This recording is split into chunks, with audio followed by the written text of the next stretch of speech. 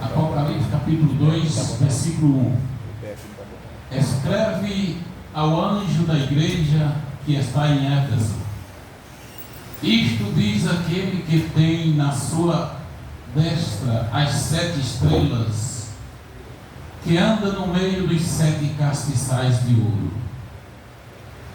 Eu sei as tuas obras, e o teu trabalho, e a tua paciência, e que não podes sofrer os maus, e pusestes à prova os que dizem ser apóstolos e o não são, e tu os achastes mentirosos.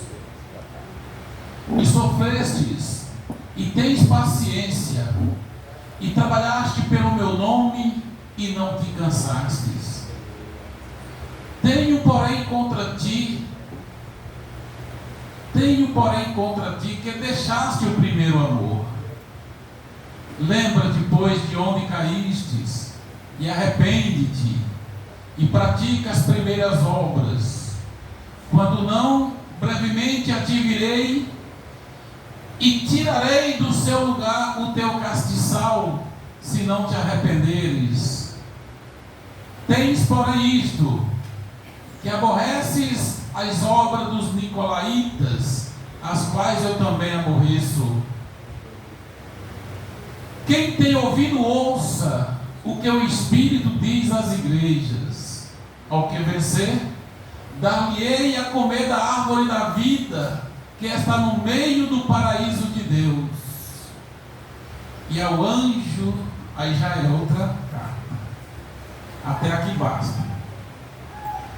Amados, eu vou projetar algumas imagens ali no telão, e eu gostaria muito de pedir você para se aproximar, porque vai aumentar a proporção do seu aprendizado, se você vir bem para frente. E os demais podem sentar, viu? Se não quiserem vir para frente, podem sentar em nome do Senhor Jesus. Glória a Deus.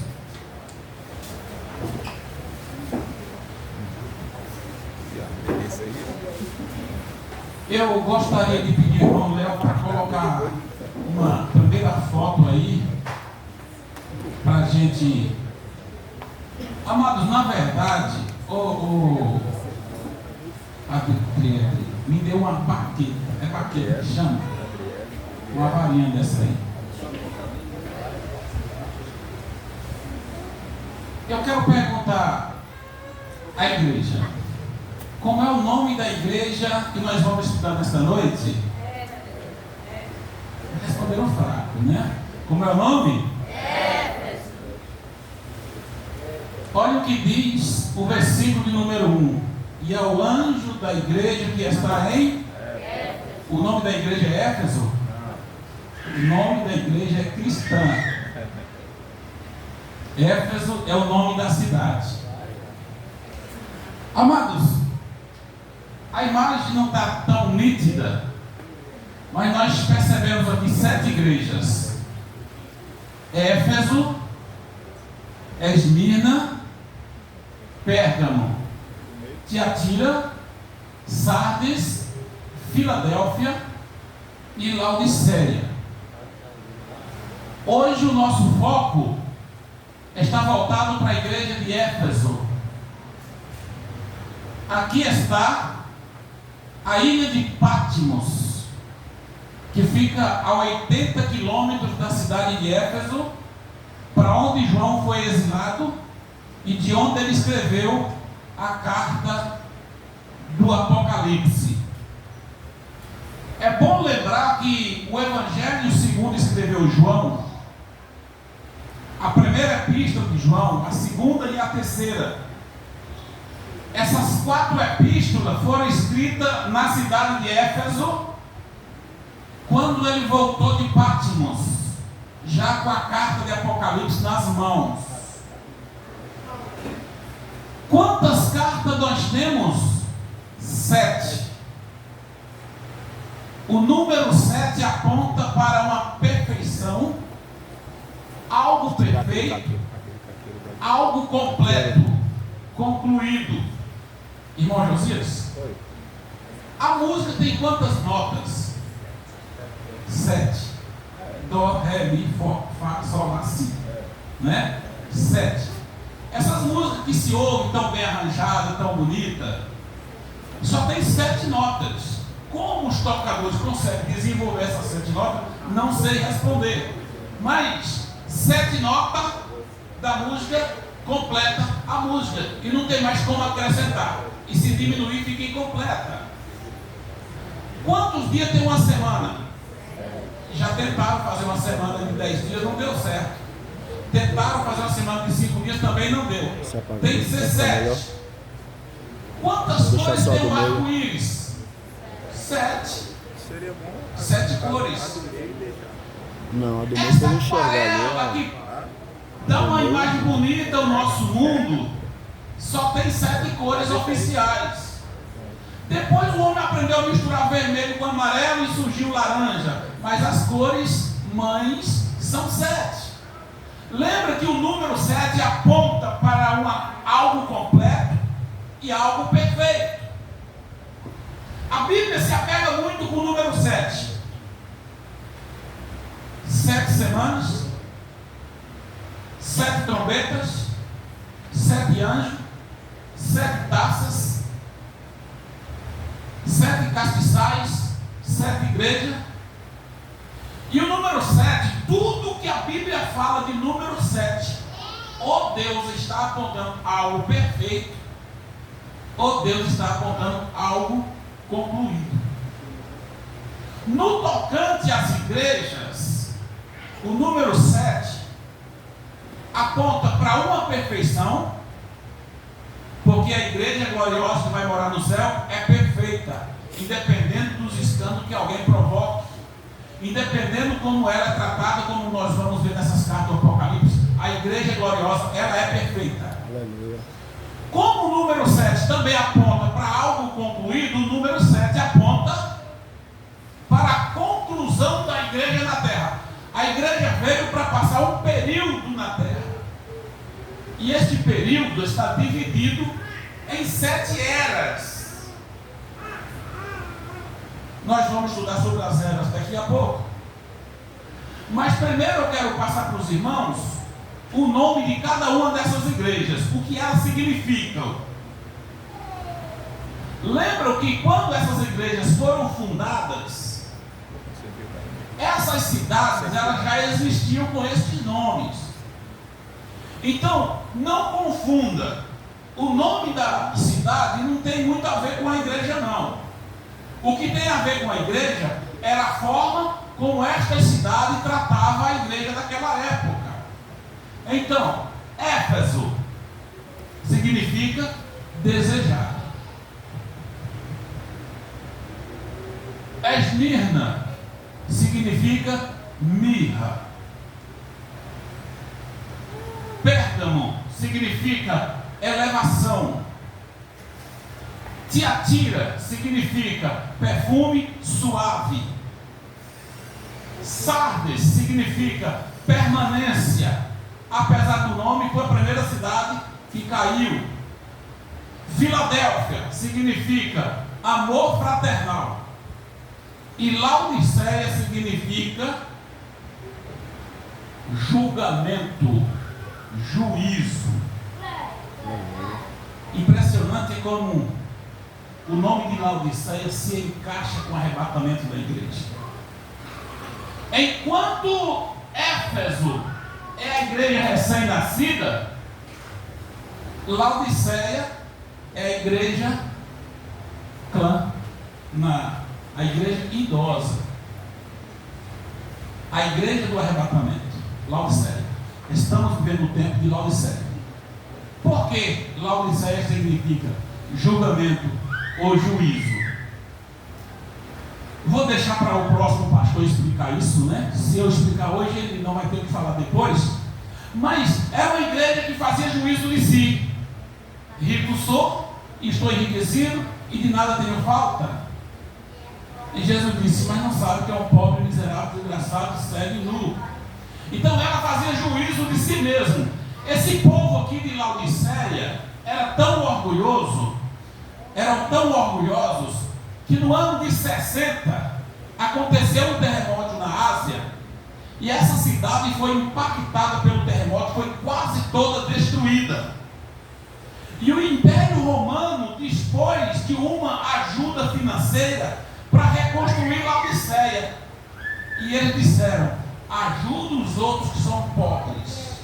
Nós temos dinheiro para nos levantar só. Rejeitamos a sua ajuda. Ela era uma igreja prepotente e arrogante, ela fazia juízo de tudo por ela ser uma igreja, uma cidade próspera. Então, Laodiceia significa juízo.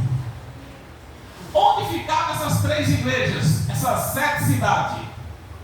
Na Ásia Menor, hoje atual Turquia. Amém? Eu quero deixar uma abertura aqui. Se porventura algum dos irmãos quiser fazer alguma pergunta dentro do assunto que está sendo ministrado e for uma resposta que eu saiba, eu responderei, viu? Mas fica à vontade. Amados, para a gente entender melhor o propósito de Deus nas cartas do Apocalipse, a teologia dividiu a história da igreja em 7 eras, 7 períodos. Quando a biologia foi estudar o ser humano, ela dividiu a vida do ser humano em 7 fases diferentes: recém-nascidos, a fase da criança, adolescente, jovem, fase adulta, terceira idade e a idade clã, a pessoa idoso. Se você contar, vai dar 7. Observamos que Deus usa o mesmo meio para dividir em 7 os períodos da igreja. A igreja de Éfeso é representada por uma criança recém-nascida. Foi quando a igreja nasceu em 31 até o ano 100, quando começou outro período da igreja chamada igreja perseguida. A igreja de Esmirna representa a idade de uma criança. Até qual é o período de fase de uma criança recém-nascida? Até 1 ano? A partir de 1 ano já é criança ou é recém-nascido ainda? Acho que é só 1 ano, né? Então, a Esmirna representa a idade de criança, de 1 aos 12. Pérgamo representa a fase de adolescente, dos 13 aos 17. Tiatira representa a fase jovial, dos 18 aos 30, vamos dizer. Sardes, de 30 a 50. Filadélfia, de 30 a 60. Filadélfia, de 60 a 75. E Laodiceia representa o ser humano na fase adulta. Cabelo branco, careca, assim como eu, né? Mas a igreja veterana na terra. A igreja está vivendo os últimos dias na terra. Eu disse há pouco, uma semana tem 7 dias. O que é uma semana? Semana transmite a ideia de um espaçamento de tempo dividido em 7 períodos. O que é uma semana de dias? Uma semana de 7 dias. Domingo, segunda, terça, quarta, quinta, sexta, sábado. Sábado termina a semana, não é isso? Não é isso? Uma semana de anos, como fala lá em Daniel, são um período de tempo dividido em 7 eras diferentes. A igreja nós podemos estudar como o tempo da igreja na terra como uma semana de eras. Como a história da igreja está dividida em 7 eras diferentes, essas eras estão sendo explicadas pelas igrejas da Ásia. 7 eras diferentes. Convém saber que a igreja de Esmirna e Éfeso, ela faz parte da era sombria da igreja. O que é era sombria? É quando alguma coisa não é revelada.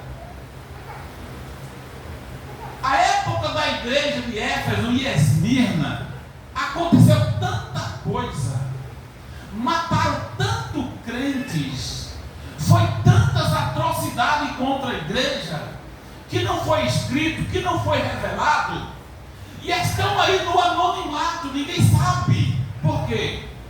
Por isso se chama era sombria. A negridão das trevas cobriram os fatos que deviam estar sendo pregados e ensinados hoje.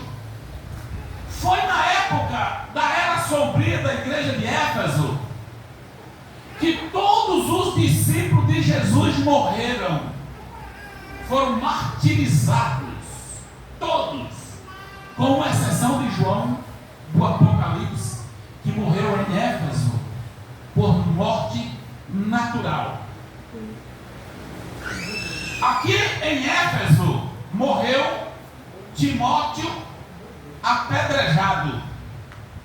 Timóteo, o primeiro pastor da igreja de Éfeso, nasceu em 17. No final do ministério de Jesus, ele estava com cerca de 13 anos. Quando o apóstolo Paulo iniciou o seu ministério na primeira viagem missionária, Timóteo tinha entre 25 e 28 anos.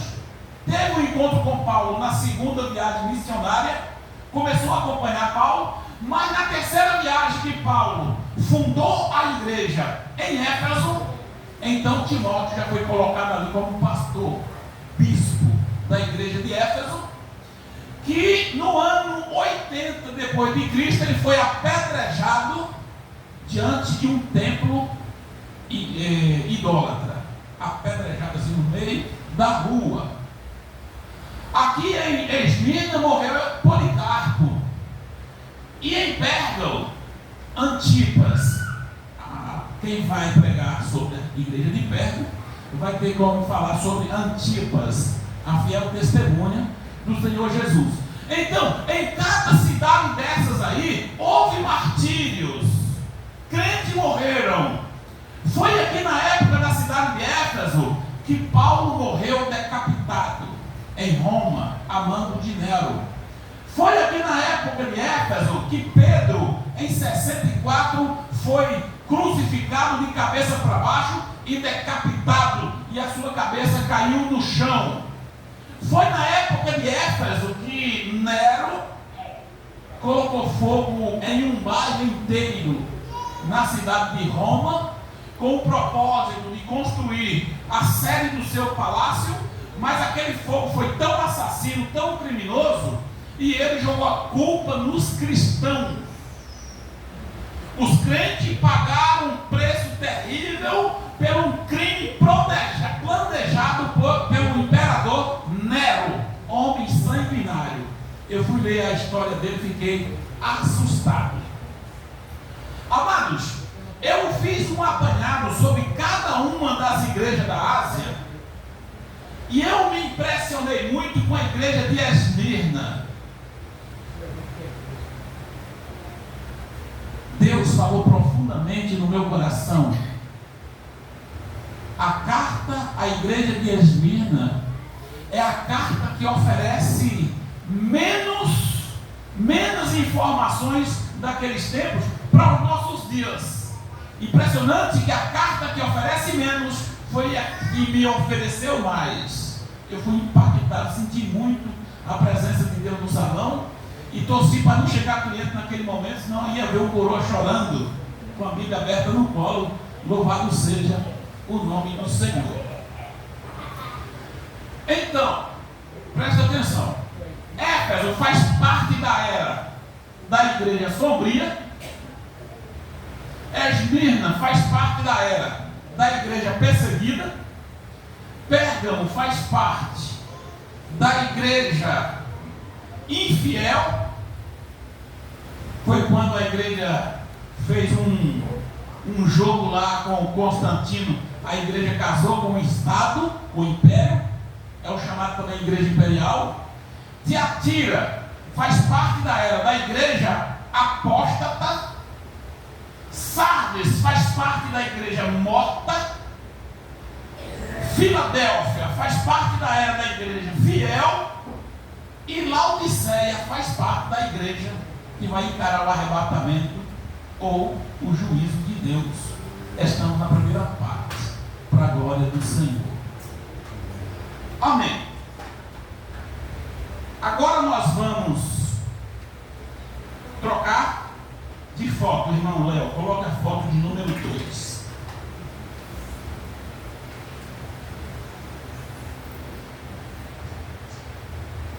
A igreja de Éfeso, ela foi fundada pelo apóstolo Paulo em 52 depois de Cristo, na sua terceira viagem missionária à Ásia Menor.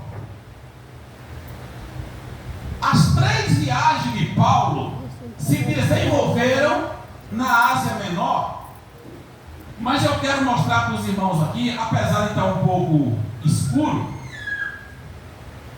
esse vão azul aqui é o mar Mediterrâneo, que faz parte do Oceano Atlântico, que banha nosso Brasil. É muito grande este oceano. E aqui está uma parte dele, o mar Mediterrâneo.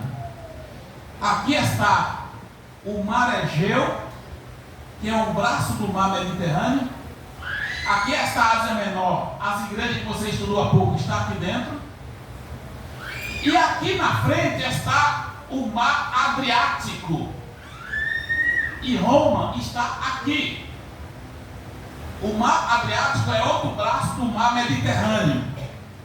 Enquanto a Ásia Menor se desenvolveu aqui ao lado do mar Egeu, a Macedônia e a Grécia se envolveu aqui neste outro lado do mar Egeu.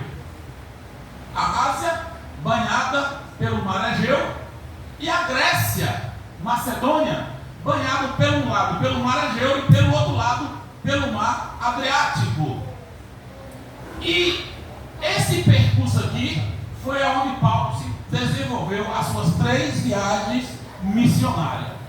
Próxima foto. Primeira viagem missionária de Paulo. Antioquia da Síria. Antioquia de onde? E aqui, Antioquia da Pisídia.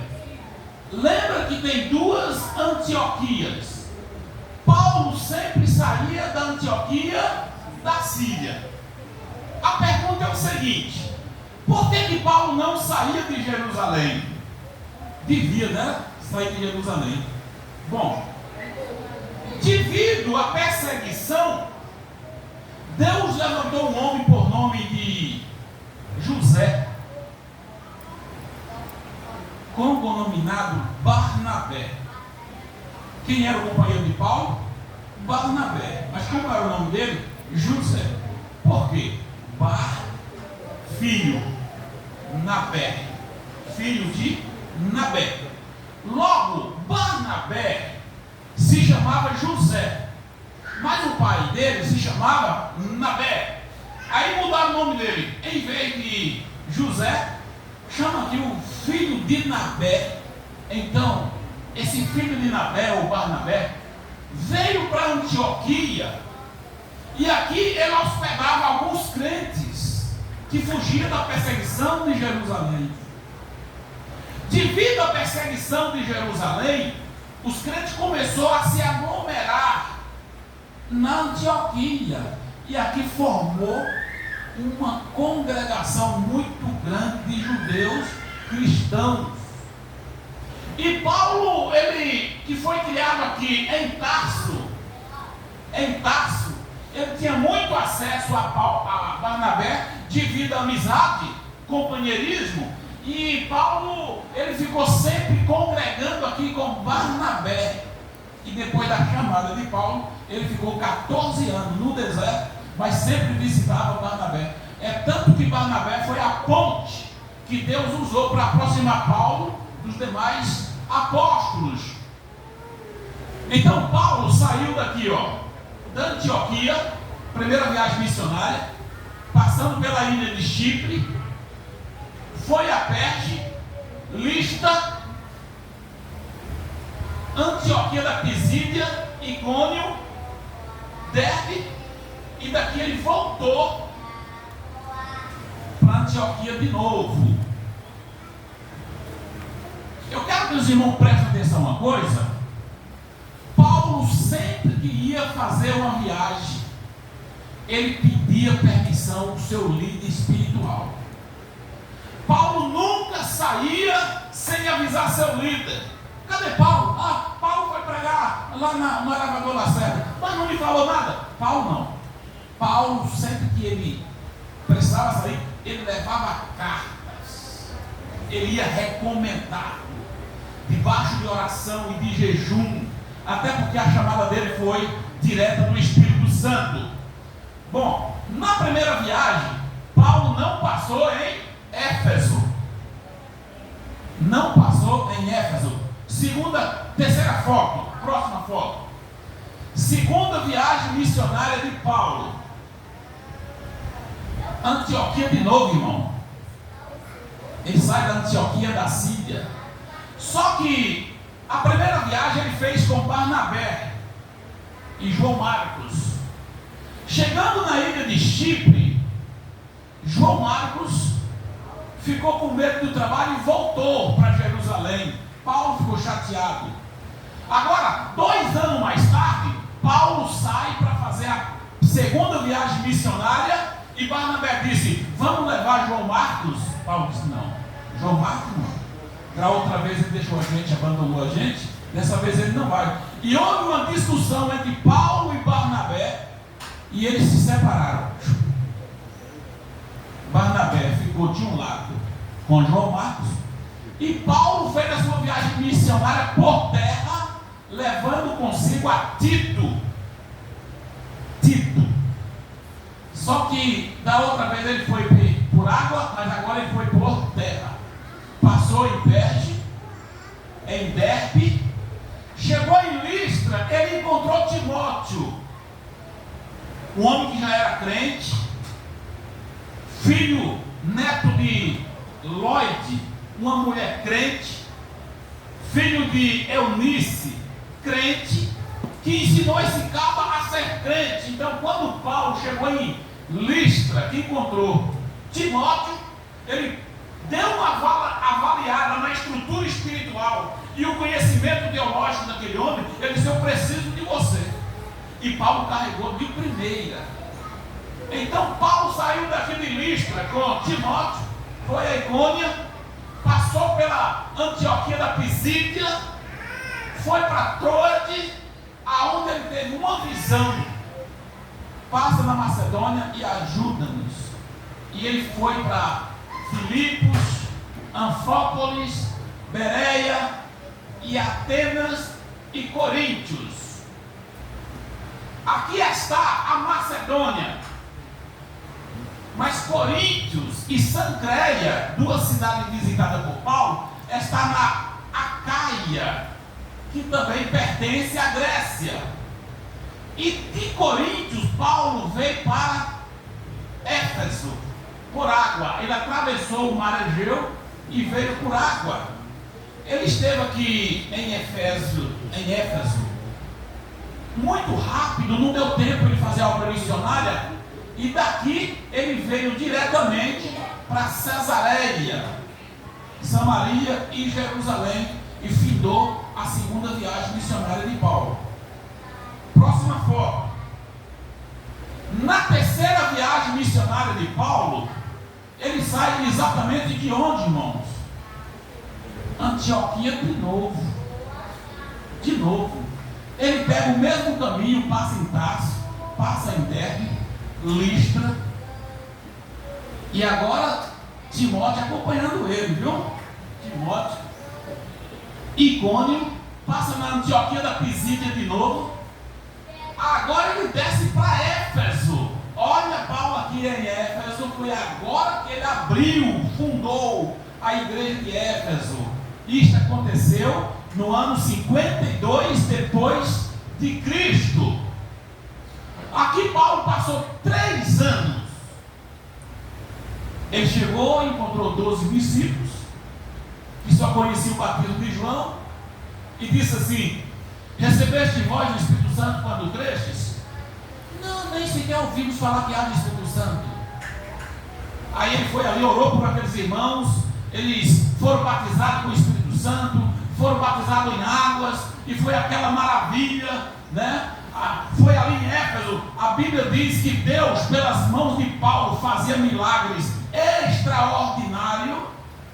Foi aqui em Éfeso que alguém viu a intimidade de Paulo com Jesus Cristo, os filhos de Cefas, e foi lá, o cara estava endemoniado, e ele disse: em nome de Jesus a quem Paulo prega, eu vos desconjuro. E o diabo disse: eu conheço Paulo e sei bem quem é Jesus, mas vós, quem sois? Pegou eles, tirou a roupa e deixou o peladão, né? Aqui em Éfeso, os feiticeiros aceitavam Jesus, os macumbeiros, e levavam para Paulo montes e mais montes de livros que ensinavam magia negra para ser queimado, e com isso a população de Diana foi caindo em descrédito. Então o Demétrio, um homem que fazia nichos à deusa Diana. Nichos é aquelas casinhas, umas casinhas de madeira com uma portinha redonda e uma santinha lá dentro. Quem conhece isso? Todo mundo já viu. Aquilo ali são nichos. Esse Demétrio, ele fazia aquelas casinhas e vendia para o povo que tinha a santinha. Chegava lá, botava a casinha na parede e a santinha lá dentro. E ele ganhava dinheiro com isso. Quando ele percebeu que os seus lucros caíram, ele levantou uma multidão e disse assim: esses homens que anunciam essa seita do Nazareno têm chegado ante nós, têm alvoraçado o mundo, mas estamos correndo um sério risco de ver o nome da deusa Diana dos Efésios cair no descrédito e o templo dela ser considerado a nada e a nossa profissão acabar. Aí levantaram uma perseguição contra Paulo e Paulo teve que sair de Éfeso, mas a esta altura a igreja já estava fundada. Timóteo já ficou ali cuidando dos novos convertidos, cuidando do povo, né? Sabe, irmão, como era que a perseguição acontecia? Aqui na Ásia Menor, por ser perto de Jerusalém, era cheio de judeus. Só que lá havia muitas sinagogas. Sinagoga é um local de assembleia, de reunião dos judeus, com o propósito de praticarem a lei da forma deles. Só que esses judeus que estavam em suas sinagogas na Ásia Menor não se preocupavam com os judeus que estavam adorando deuses ídolos nos templos pagãos. Depois a gente vai entrar na idolatria dessa região aqui. Então, preste atenção. Os judeus que frequentavam as sinagogas não se preocupavam com os judeus que estavam nos templos idólatras. Quando Paulo chegou com a mensagem do Evangelho, os judeus idólatras começaram a se converter. E alguns judeus que estavam na sinagoga também se convertiam. E a igreja crescia muito rápido. Daí, os judeus das sinagogas, que não se preocupavam com os judeus que estavam nos templos ídolos, aí eles começou a levantar uma fúria contra Paulo, porque os judeus que estavam nos templos ídolos agora viram cristão. O estupim da perseguição começava por aí, convertimento, né? Bom, então Paulo saiu de Éfeso, percorreu todo o percurso da Macedônia, veio até a Acaia, e quando ele tentou atravessar aqui para Éfeso, na sua terceira viagem missionária, como ele fez na segunda, informaram a Paulo que em alguma dessas ilhas aqui, aonde Paulo havia de passar, os judeus montaram uma barricada. Ficaram lá esperando Paulo passar para pegar ele em meio do mar e matá-lo. Quando informaram isso para ele, então Paulo, de Coríntios, ele voltou pela Acaia, fez o mesmo percurso, veio aqui por dentro. Chegando em Éfeso, ele passou por fora, ele não parou mais em Éfeso, porque agora ele tem uma igreja fundada lá e tem uma pessoa responsável que lhe inspira confiança, que estava lá tomando conta da igreja, Timóteo. Chegou aqui em Rhodes, ele parou em Mileto, ele parou aqui em Mileto e mandou que os anciãos, os obreiros da igreja que estava em Éfeso viesse aqui, que ele queria fazer um discurso. Ele passou algumas informações.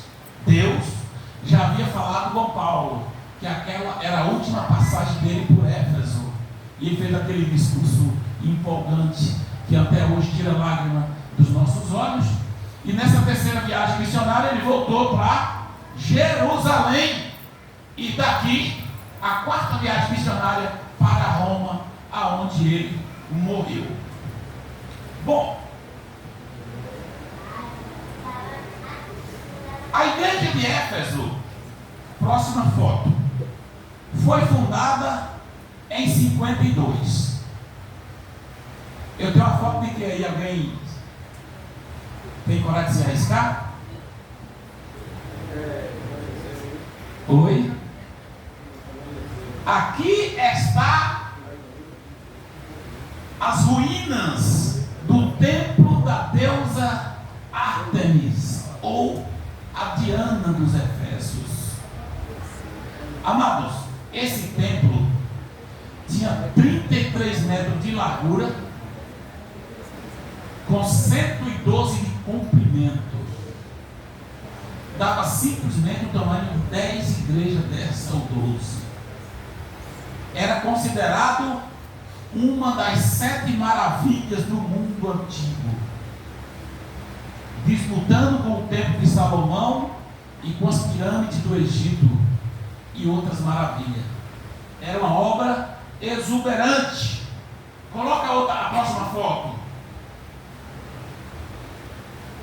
Aqui está uma foto mais aproximada das ruínas do templo da deusa Diana. Próxima foto. Observamos que é uma praça bem articulada e hoje é ponto turístico. Quando tem pouquinha gente, está assim, aqui está praticamente vazio, mas isso aqui é uma movimentação terrível. Segurei, pode deixar essa foto aí. Quem era Diana? Filha de Zeus. Zeus é o Deus supremo da cidade, é o Deus padroeiro da cidade de Pérgamo. Mas Diana é a deusa protetora ou padroeira de Éfeso. Na terceira viagem missionária de Paulo, quando Demétrio levantou uma perseguição contra Paulo, esse Demétrio arrastou a multidão e falou que Paulo estava levando o nome de Diana às ruínas, e o povo foi movido de uma ira contra Paulo e disseram assim: grande é a Diana dos Efésios, grande é a Diana dos Efésios, grande é a Diana dos Efésios. Essa mesma frase se prolongou por 2 horas. E só parou porque o governador mandou parar, que ele precisava falar algo em favor do povo e de Paulo. O o procônsul, ele se interviu na situação e o povo parou. Observamos que o povo falou incansadamente: grande é a Diana dos Efésios. Tem gente aqui que, quando os relógios batem 9 pontos, se não parar o culto, ela vai embora. Não tem paciência. Enquanto alguém tem uma devoção tão firme a uma deusa pagã, nós temos um Deus vivo e tem gente que se preocupa em sair logo da presença de Deus. Tem hora que o culto está tão bom que ele não está nem embora. Se pudesse orar logo, né? Então, Éfeso é uma cidade com cerca de 300.000 habitantes. Era uma grande metrópole para aquela época. Lembremos que Deus falou para Jonas que Nínive era uma grande cidade que tinha 120.000 habitantes. Olha, se uma cidade com 120.000 habitantes é considerada grande, imagina uma cidade com 300.000. Simplesmente ela tinha Roma na frente dela. Era a segunda cidade maior do mundo naquela época. 300.000 habitantes. Era uma cidade portuária. Devido ela estar, coloca a foto de número 1, a primeira. Era uma cidade portuária. Você observa que,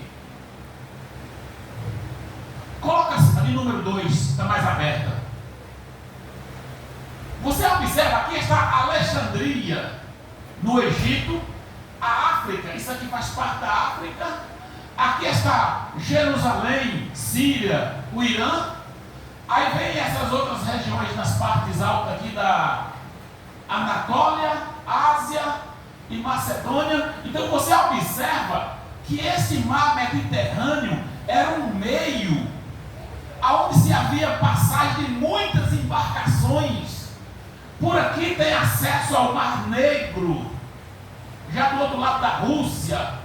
Por aqui se chegava na Itália, na Europa, e por aqui tinha acesso ao comércio do mundo naquela época. E observamos que Éfeso está exatamente aqui, em um ponto estrategístico, muito bem colocada.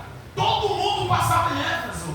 Então essa cidade se desenvolveu, até porque ela ficava entre dois rios que desembarcavam no mar Ageu, e esses rios que desembocavam aqui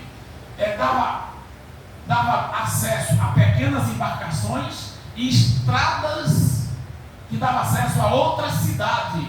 Então a cidade de Éfeso, o fator motivante do desenvolvimento dela era o ponto estratégico em que ela nasceu. 300.000 habitantes naquela época, perdendo apenas para Éfeso.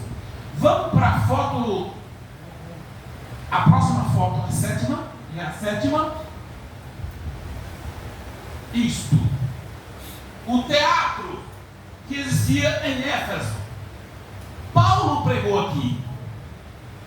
Irmãos, isso parece ser uma obra feita a mãos.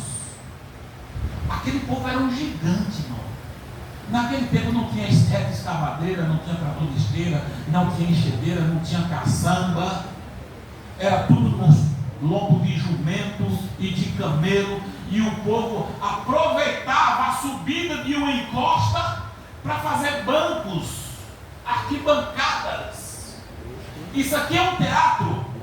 Aqui se acontecia lutas de gladiadores, acontecia briga de animais, luta de animais, espetáculos, teatros e discursos políticos. Quando o rei vinha para dar uma palavra pelo povo, geralmente ele explorava esses teatros que tinha em vários lugares. Então, a cidade de Éfeso não era uma cidade michuruca, como alguns pensam em uma estrutura bem montada. Todo mundo da antiguidade tinha um sonho de um dia conhecer a cidade de Éfeso. Teatro. Paulo pregou aí. Teve na última viagem missionária de Paulo, quando Demétrio se levantou contra Paulo, havia uma multidão aqui discutindo os assuntos, e Paulo queria vir aqui nesse teatro, exatamente aqui, e os discípulos que estavam com ele não deixou que ele viesse aí, senão ele ia ser apedrejado. Muito bem. Então vamos agora para a Bíblia.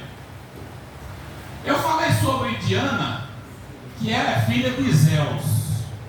Amados, Zeus é o Deus supremo da mitologia grega. Eu não vou falar sobre Zeus, porque senão o pastor que vai pregar sobre Pérgamo não vai ter mais o que falar sobre Zeus. Vou deixar isso aí para ele falar. Não sei quem vai ser, vou deixar para ele falar. Mas a história de Zeus é uma história bizarra. Pensa em uma tolice, né, pastor? Pensa em uma tolice, em um monte de bobeira. Interessante é que era a crença dos gregos. E nos dias do ministério de Jesus, os gregos eram considerados os intelectuais da época. Mas Jesus não chamou eles de inteligentes, de sábios. Jesus disse: os gregos buscam sabedoria, mas não disse que eles eram sábios. Porque se eles fossem sábios, eles não acreditariam em tantas tolices. O homem, quando ele estuda demais, ele abre a mente para botar um bocado de besteira, né? Agora vamos para a Bíblia. Eu precisava de 1h30, mas vamos para a Bíblia. O texto que nós lemos diz assim: eu sei as tuas obras. Não há nada que aconteça na igreja que Jesus não saiba. Aquela que cantou para chamar a atenção, para a autoglorificação, aquela que cantou para a outra não ter oportunidade, aquela que cantou para glorificar o nome de Jesus, aquela que cantou para ganhar o cachê, está cheio deles aí. Então, Jesus conhece a natureza da obra de cada um. Então, todas as cartas dizem: eu conheço as tuas obras, né? Aí ele diz assim: eu sei as tuas obras, e o teu trabalho, e a tua paciência, e que não sofrestes os maus, e puseste à prova os que dizem apóstolos e não são, e tu os achaste mentirosos, e sofrestes e tens paciência, e trabalhaste pelo meu nome, e não te cansastes. Você já observou o elogio que Jesus faz a essa igreja? Que coisa gloriosa, que coisa bonita. Amados, presta atenção uma coisa. As cartas de Jesus para a igreja, ela tem 4 bases: elogios, repreensão, exortação e promessas. Coloca a primeira foto.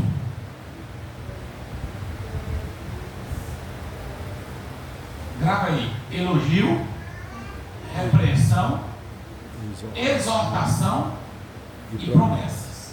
A primeira foto. Para a igreja de Éfeso, Jesus faz elogios, repreensão, exortação e promessas. Para Esmirna, presta atenção nessa igreja aqui, irmão. Esmirna, eu queria fazer parte dela.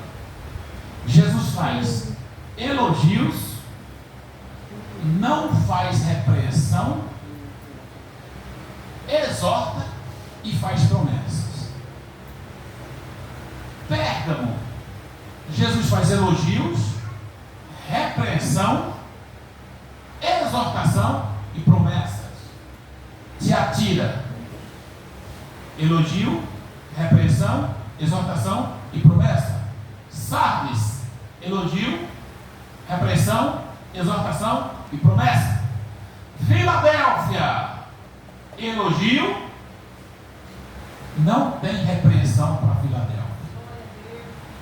Então me chama muita atenção Esmirna e Filadélfia. Elogio, exortação. Exortação é conselho. Permaneça, continue, fique firme. E promessas.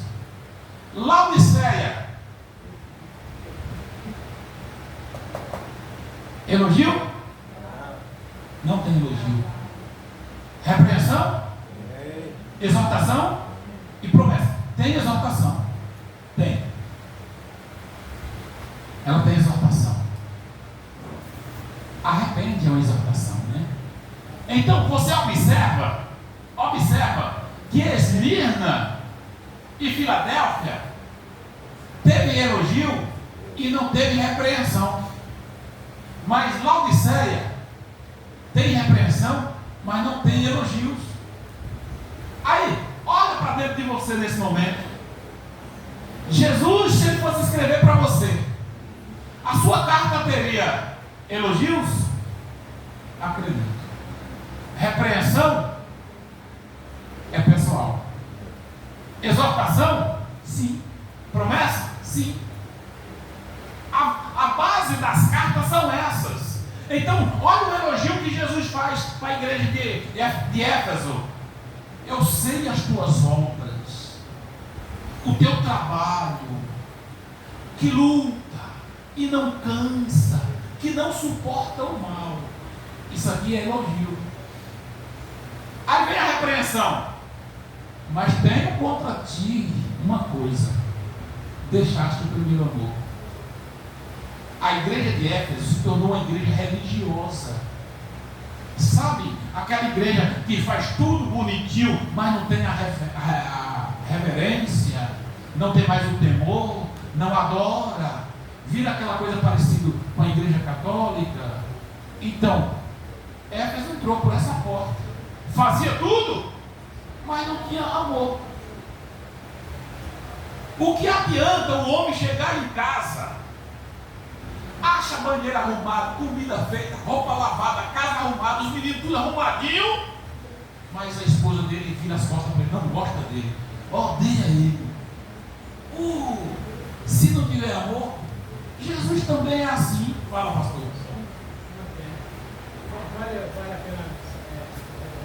Eles tinham amor, primeiro amor, agora depois. Primeiro, pois bem, começou muito bem e foi decaindo. Lembra quando Jesus falou sobre a parábola do semeador? Que tinha um que começou a 30, a 60 e a 100 por um. Isso está em Mateus.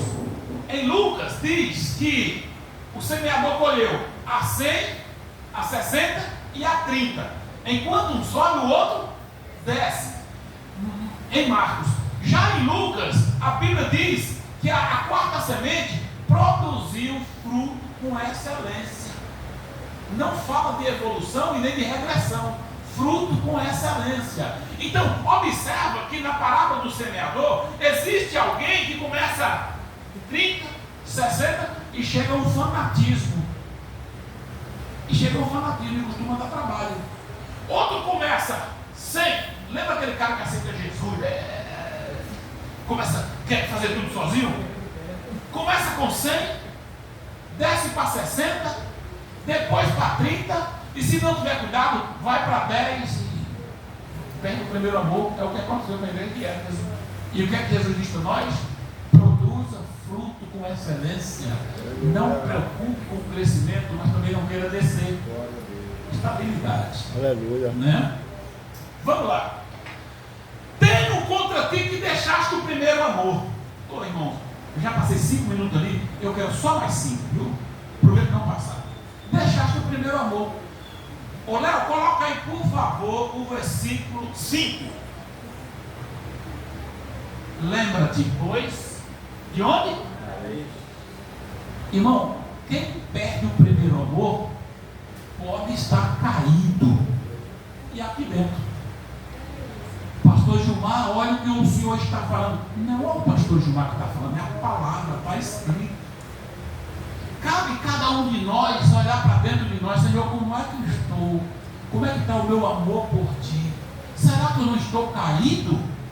De repente você está orando, está jejuando, está lendo, está cultuando, mas e o amor, como é que fica? Você está aqui por um sentimento religioso ou por um propósito com aquele a quem tu amas? O nosso foco é Ele, não é a pessoa estar aqui engomadinho, todo bonitinho, mas o coração desprovido de amor. Lembra-te, pois, de onde caíste, deixaste o primeiro amor e caiu. Aí diz assim, ó: lembra-te, pois, de onde caíste e arrepende. Senão, em breve virei a ti e tirarei o seu castiçal do seu lugar. Castiçal é o quê? Igreja. Coloca aí, Léo. O versículo de número 12, do capítulo 1. 12:1. E virei-me para ver quem falava comigo, e vi, virando-me, vi 7 castiçais de. Agora coloca o versículo 16. E ele tinha na sua destra 7 estrelas. Agora coloca o versículo de número 20. O mistério das 7 estrelas que viste na minha destra e dos 7 castiçais de ouro. As 7 estrelas são os anjos das 7 igrejas, e os 7 castiçais que viste são as 7 igrejas. Então, observando que castiçal é a igreja, as estrelas é o pastor. O pastor está na destra de Jesus, e a igreja, ele anda no meio dela. Só que ele tem o poder, ele diz: arrepende-te, senão virei a ti e tirarei o teu castiçal, a tua igreja, do seu lugar. Amados, a espada, a palavra de Deus, ela corta individual e coletivo. Por exemplo, uma pessoa está desordenada em nosso meio. Pastor, o pai vai tudo. Eu não posso ver o coração dessa pessoa. Mas se ele não estiver bem com Deus, a espada já cortou. E ele sabe. Se tiver alguma coisa embaraçada, encoberta, ele sabe que ele está cortado. E quando um pastor percebe que uma igreja está entrando por caminhos errados, e esse pastor não tem uma iniciativa de conduzir o povo à palavra, o Senhor Jesus, ele pode cortar a igreja inteira. Por que a igreja católica está cortada hoje? Castiçal tirado do lugar.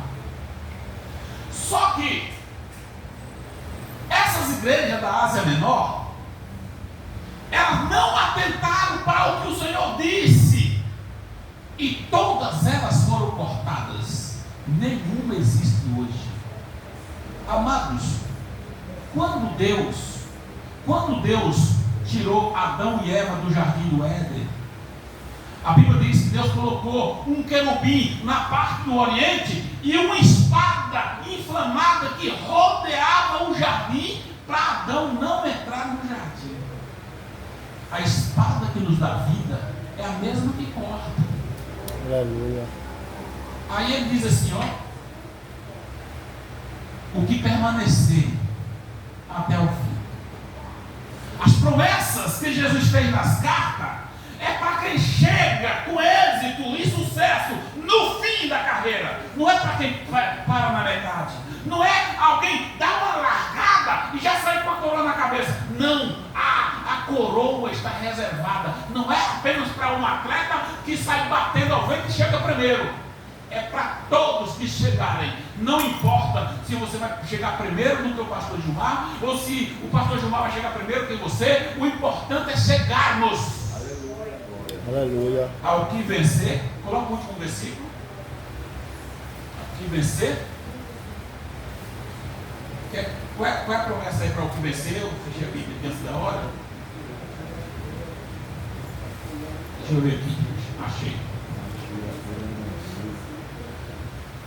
Quem tem ouvido, ouça o que o Espírito diz à igreja. Ao que vencer, dar-lhe-ei a comer da árvore da vida.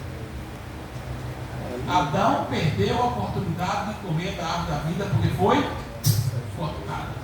Mas eu quero profetizar na sua vida. Você vai vencer. Amém. Nós vamos vencer. Nós vamos chegar lá. Deus nos repreende, Deus nos elogia, Deus nos exorta, mas Ele faz promessa. Nós vamos